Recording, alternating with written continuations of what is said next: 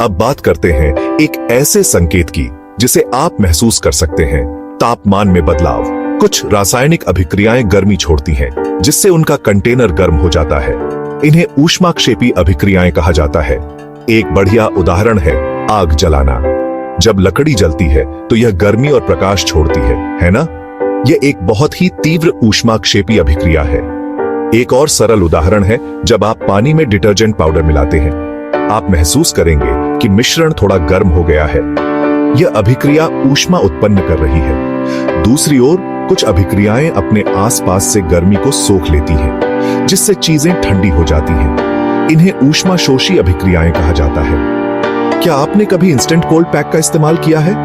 जब आप उसे दबाते हैं तो अंदर के रसायन मिल जाते हैं और तुरंत बहुत ठंडे हो जाते हैं। यह एक ऊष्माशोषी अभिक्रिया का एक आदर्श उदाहरण है। यह अभिक्रिया होने के लिए आपके हाथ की गर्मी और आसपास की हवा से ऊर्जा खींच रही है। तो चाहे चीजें गर्म हो रही हों या ठंडी, यह एक मजबूत संकेत है कि अणु ऊर्जा का आदान प्रदान कर रहे हैं, जो एक रासायनिक परिवर्तन का दिल है।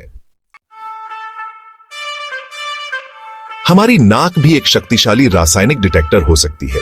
जब किसी रासायनिक अभिक्रिया के दौरान एक नई गंध उत्पन्न होती है या एक मौजूदा गंध गायब हो जाती है, तो यह एक स्पष्ट संकेत है कि नए वाष्पशील रसायन बन रहे हैं। सोचिए भोजन के सड़ने के बारे में।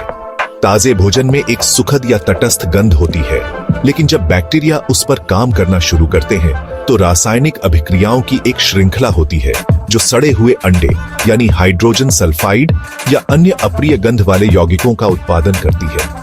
यह एक रासायनिक परिवर्तन का संकेत है। दूसरी ओर एक सुखद गंध का उत्पादन भी एक संकेत हो सकता है।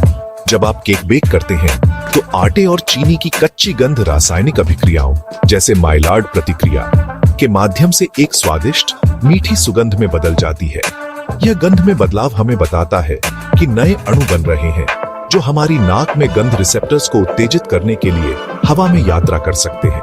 तो अगली बार जब आपकी नाक को कुछ नया पता चले, चाहे वह अच्छा हो या बुरा, तो याद रखें, यह सिर्फ एक गंध नहीं है, यह रसायन विज्ञान की भाषा है।